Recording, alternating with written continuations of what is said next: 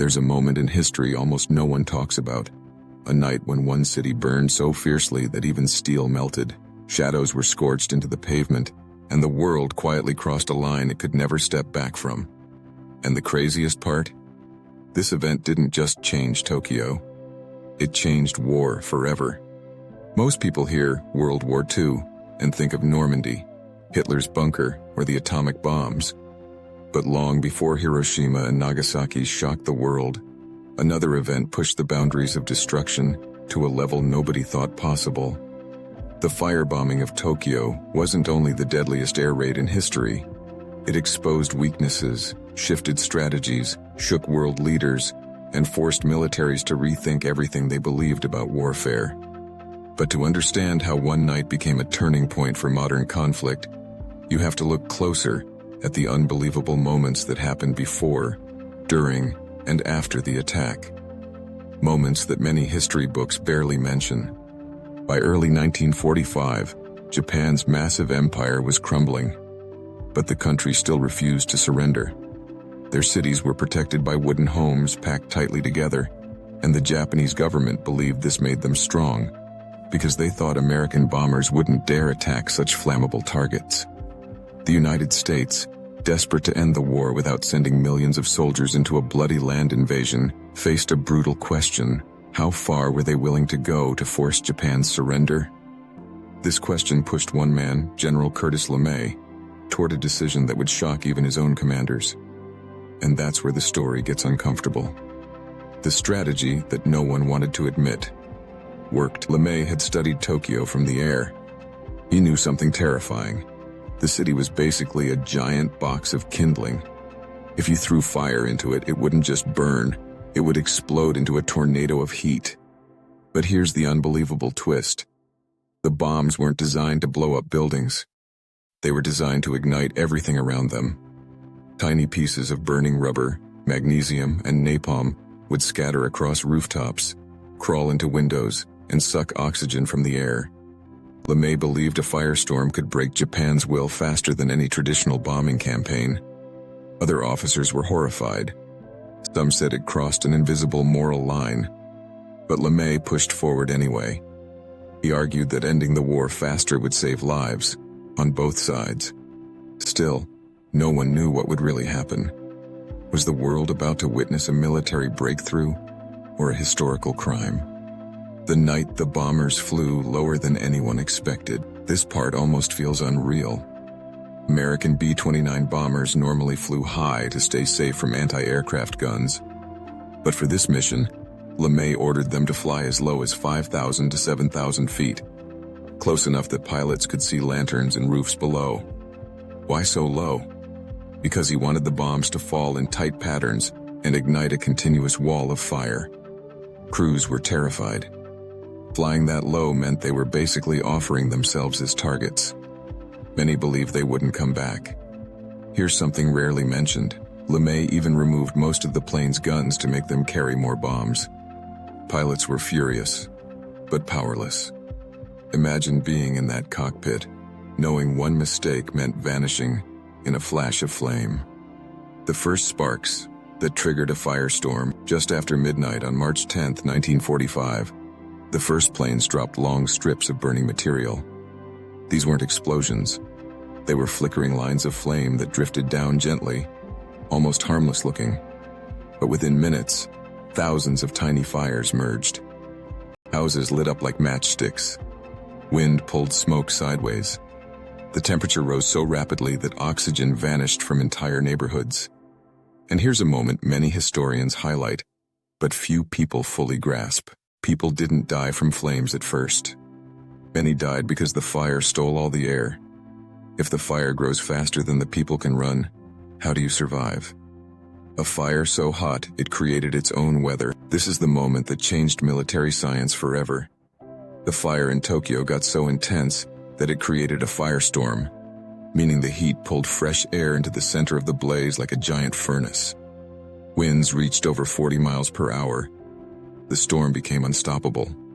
Eyewitnesses described flames taller than buildings, rivers boiling, asphalt melting under people's feet, iron and glass softening from the heat. In some places, birds flying overhead burst into flames mid-air.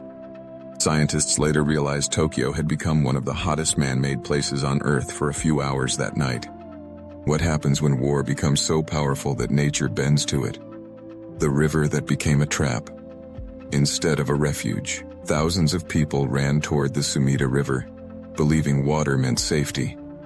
But the firestorm sucked oxygen even over the river's surface. Many people felt the heat so intensely that they couldn't breathe even while standing in the water. This is one of the most unbelievable and heartbreaking moments.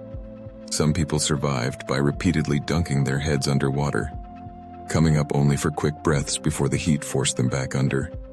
The riverbanks were packed. People clung to each other. Some were swept away. Others survived by sheer luck because the firestorm changed direction at the last second. When every direction leads to danger, where do you run? The shocking scale of destruction the next morning. By dawn, Tokyo's landscape looked like the surface of a burnt planet. Entire districts were gone. Streets were unrecognizable. Neighborhoods where thousands of people had lived were replaced by empty gray stretches of ash.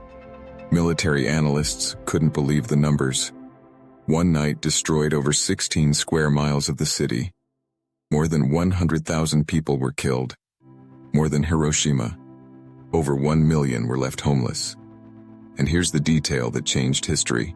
The firebombing of Tokyo became the deadliest air attack ever recorded. More destructive than anything before or after, including nuclear bombs. If one night could do this, what would happen if the war continued? How this attack quietly reshaped world strategy. The aftermath forced leaders in both Japan and the United States to rethink everything. Japan realized their belief in wooden cities being safe was a fatal flaw. Their morale broke. Their ability to produce weapons collapsed. Leaders who once promised a 1,000-year empire suddenly saw how easily that empire could burn in a few hours. In the US, the success of the raid encouraged military planners to use similar tactics on other Japanese cities. It also influenced the argument for and against using atomic bombs later that year. Some argued, if Tokyo didn't force surrender, maybe something stronger would. Others said Tokyo showed the world had already gone too far. If both sides now understood total destruction was possible, what future did war have? A rare moment of honesty from General LeMay. Years later, LeMay made a statement that stunned people who heard it.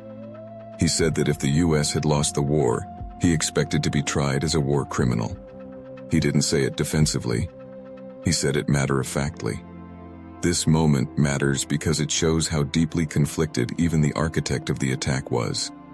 He truly believed the firebombing shortened the war and saved lives. But he also knew what he had unleashed. How do you judge a moment when morality and strategy collide? The moment historians call the hidden turning point of Wabiwu. While Tokyo's firebombing is often overshadowed by the atomic bombs, many historians argue the March 10th attack was the real turning point. Why? Because Japan's leaders realized for the first time that their cities could disappear overnight. The country's wartime industry collapsed faster than anyone expected. And American planners realized that psychological shock could be as powerful as physical destruction. This changed how wars were fought in the future. From Korea to Vietnam to modern conflicts where urban bombing became a central strategy. Tokyo wasn't just an attack. It became a template. The key moment came right after the raid, when analysts compared the destruction of Tokyo to the impact of the atomic bomb dropped later that year. They found something shocking.